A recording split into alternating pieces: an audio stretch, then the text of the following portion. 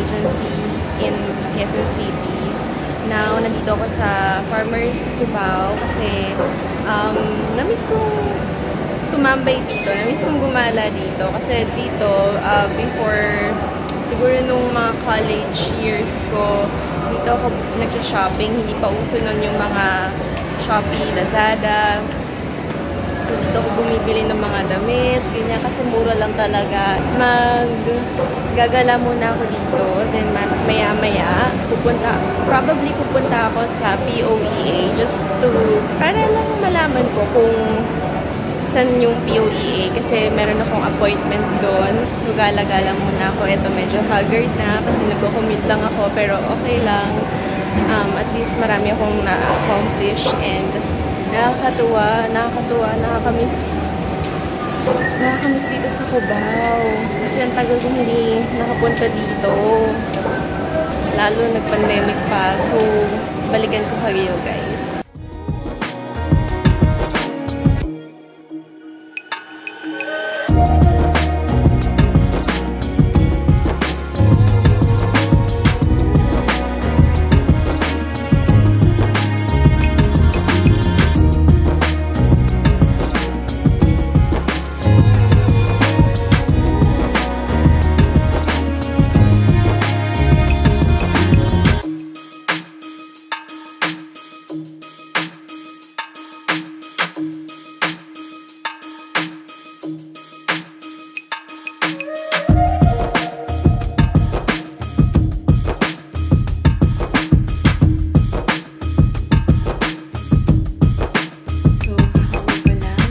Sa Quezon City to Farmers Cubao to SM Mega Mall to Glorieta, and now I'm back here sa San Pablo, Laguna. So medyo marami tayong napuntahan today, but I'm so happy na marami akong na-accomplish today. And dahil medyo pagod-pagod na ako, itutuloy ko na lang yung pag-vlog bukas.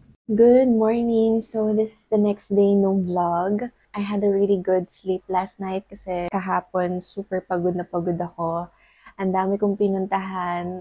And now it's time to reset. Ang plano ko for today is aayusin ko yung bag ko na ginamit ko kahapon. Magre-review ako para sa final interview ko. And then, tatapusin ko yung questionnaire na ginawa ko for my BT. And tatapusin ko din yung isang video na ini-edit ko. And then, I will track my expenses nung kahapon kasi sobrang pagod ko kahapon. Hindi ko na ito nagawa. And then, i-update yung habit tracker ko. And then, mag-delete din ako ng mga videos kasi right now, I'm in the process of cleaning up digitally. Gagawin ko muna yung digital bago yung physical environment ko. Yeah, so yun yung mga plano ko for today.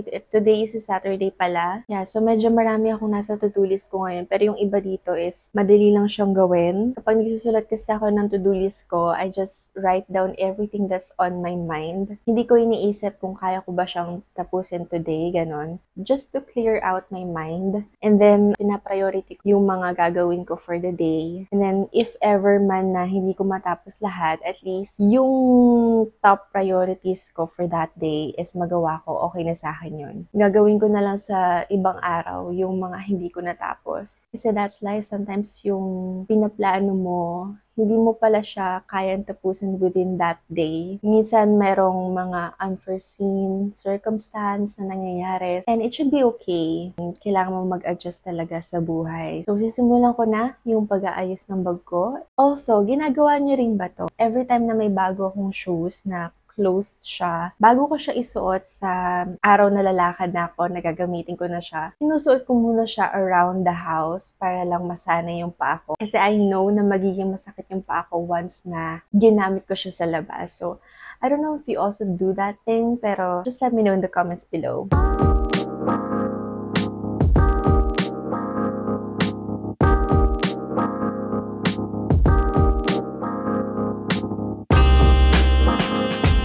Kahapon, I was thinking if I should bring a power bank with me kasi feeling ko matatagalan ako kahapon kasi nga ang dami kong pupuntahan and at the same time ang layo ko pa. So, buti na lang talaga nagdala ako ng power bank kasi maaga akong umalis sa amin. Mga 6 o'clock pa lang ng umaga umalis na ako. And then, siguro mga 5 or 6 p.m.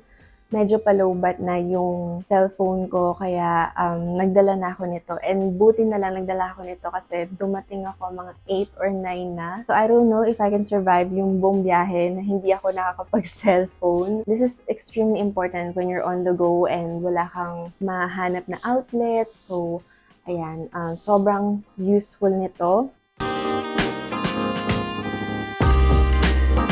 I always bring this with me every time na kailangan kong mag-shopping kasi ako kasi yung tipong gusto ko pag nag-shopping ako, yung isang lakad na lang, yung bibilhin ko na lahat ng kaya kong bilhin. Para tipid na rin sa commute and sa oras. And also, na-trauma din kasi ako kasi one time, nabutas yung paper bag na dala-dala ko and hindi ko napansin na nalaglag yung pinaka-expensive na item na binili ko. Medyo masakit sa heart, pero ayun, I've learned the hard way, so I always bring with me an eco bag para hindi na mangyari ulit yon. So now it's time to list down yung mga expenses ko for that day. So hindi ko nga kasi siya nagawa last night kasi nga pagod na pagod.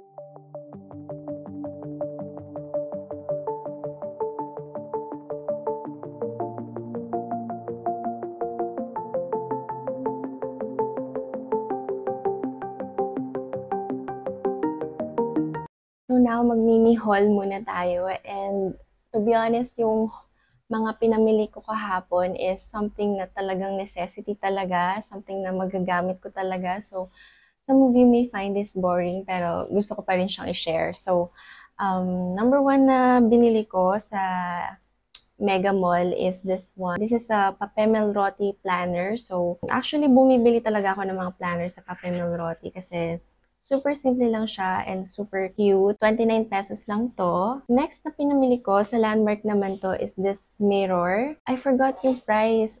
This mirror is 79 pesos. So, nafo-fold din yata siya. I think, yeah, ayan, nafo-fold din. Next na binili ko is another salamin kasi nasira na yung salamin na ginagamit ko currently dito sa vanity ko. And this is 109 pesos. So, ito siya. Naghahanap ako ng medyo simple lang, pero, oh, actually, mas mahal ito, 109. Ito pala yung 79 pesos. So, ayan, nagkakamali ako. Pero mas malaki yung salamin na to. Okay.